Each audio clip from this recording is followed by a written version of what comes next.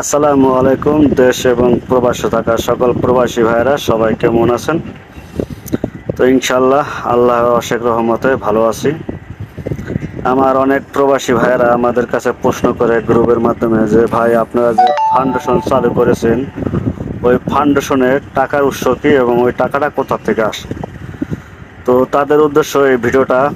ভাই আমাদের ফাউন্ডেশনটা আপনার আমার মতন যারা প্রবাসী আছে তাদের টাকায় পরিচালিত হবে এবং তাদের টাকাই আমরা অনুদান দেব। যেমন আমরা প্রতি মাসে মালয়েশিয়ার যে 10 রিঙ্গিত করে ফান্ডে জমা রাখবো, ওই জমানোর টাকার থেকে আমরা অসহায় মানুষ যারা আছে তাদেরকে সহায়তা করব। কারণ আমরা মধ্যবিত্ত ফ্যামিলির সন্তান, আমরা ইচ্ছা করলে ফান্ডে টাকা খরচ করার মতন আমাদের সামর্থ্য নাই। তাই আপনারা প্রতি মাসে যে 10 টাকা আমাদের ফান্ডে জমা রাখবেন, ওই ফান্ডের টাকা দিয়েই আমরা অসহায় মানুষের পাশে থাকার চেষ্টা করব।